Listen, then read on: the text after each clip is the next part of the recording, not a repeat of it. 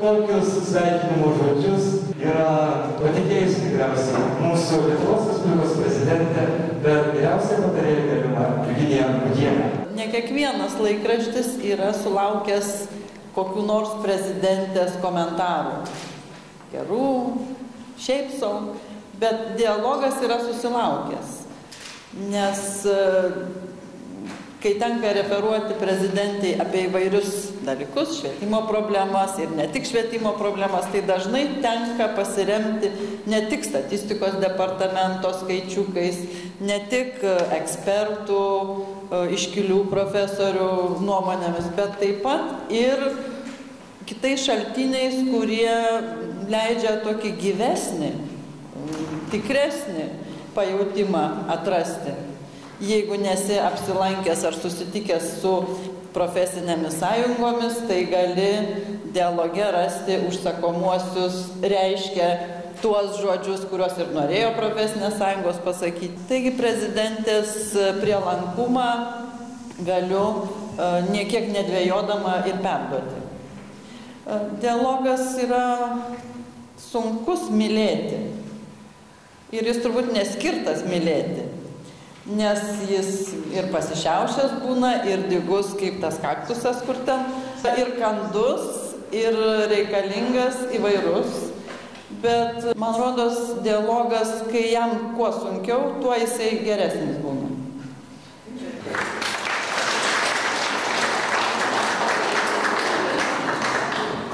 Aš ir Virginija Būdienė.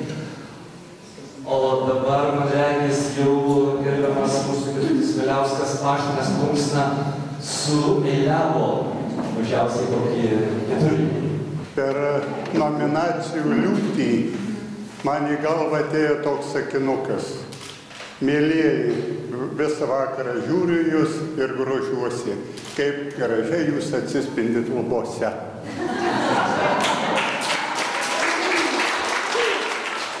Eidamas galvojau, kad norėčiau pasakyti tokią labai ilgą 2 dalių kalbą, bet čia besėdint dar ir 3 dalis atsirado. Tai iš tikrųjų galbūt reikėtų pirmiausiai pasakyti, kad pagalvojau, kad aš esu ligonis.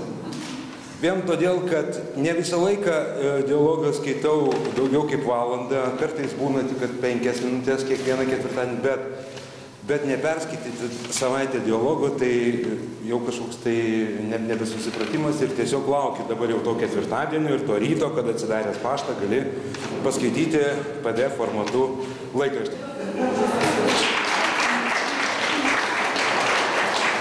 Mes, mokytojai, senjorai, turim tokį kuklų klubelį savo sukūrę senjorų ir esu įpareigota pasveikinti jūs, dialogo redakcija, su kukliu mūsų senjorų, nuo ne visai virpančiam rankom padarytų karpinių. Čia nuo mūsų mokytojai senjorų iš Tauragės rajono gyventi.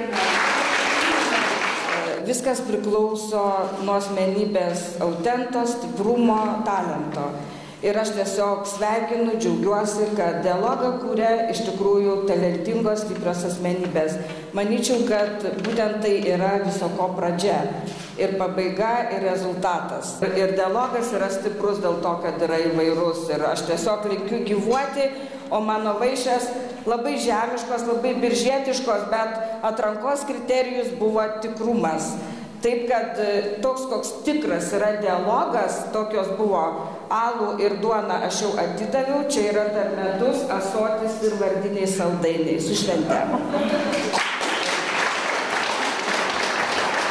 Dialogas. Nu, kokie dialogai? Klausykite, šiais laikais yra monologai, o visa kita yra viešieji ryšiai. Tai rimtai kalbant, tikrai, Elena, noriu padėkoti už tą 20 metų.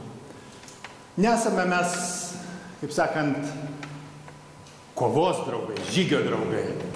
Tokie, kurie būtume tą 20 metų ėję petys petin, bet aš prisimenu Eleną nuo Sąjūdžio laikų ir aš matau, ji išliko tokia pati.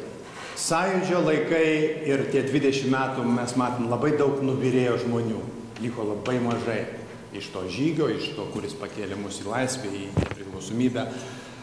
Elena liko tas, su kuriuo gali eiti į žvalgybą.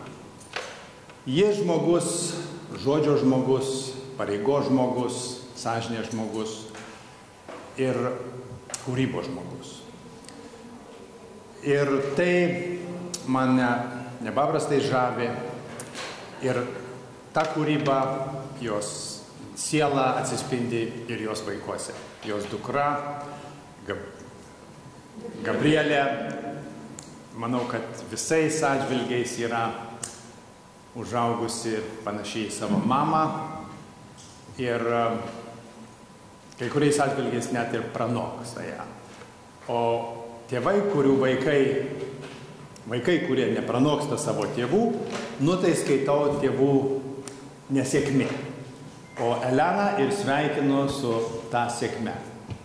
Sveiki! Linkėjimus siunčia Gabrielė, Elenos Tervidytės dukra.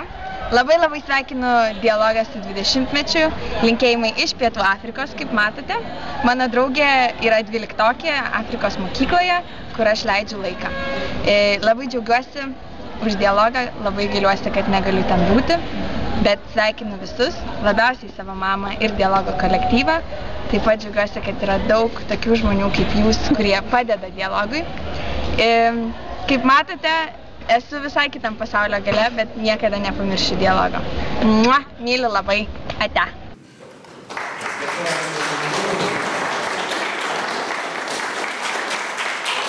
Apie Aušano 11-uką, manau, esat girdėję. Esat girdėję, manau, ir apie Kernagio 8-uką. Čia paskutiniai įvykiai. Bet šitos gėlės ne nuo jų. Šitos gėlės nuo Elenos Tervidytės 6-tuko. Manyčiau, tą reikėtų fiksuoti. Mūsų pasakymas trumpas. Tęskime.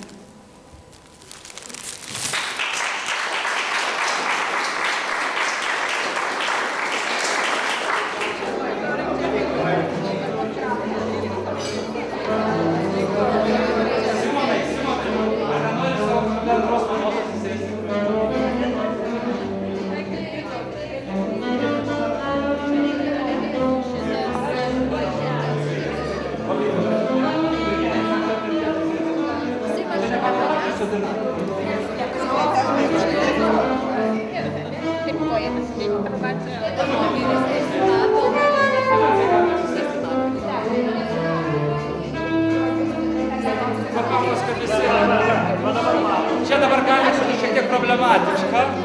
Ten jūsų pasimatys.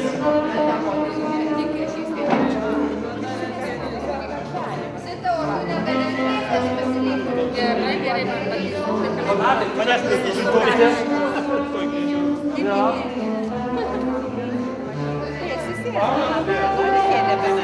Jūs man sumuosite.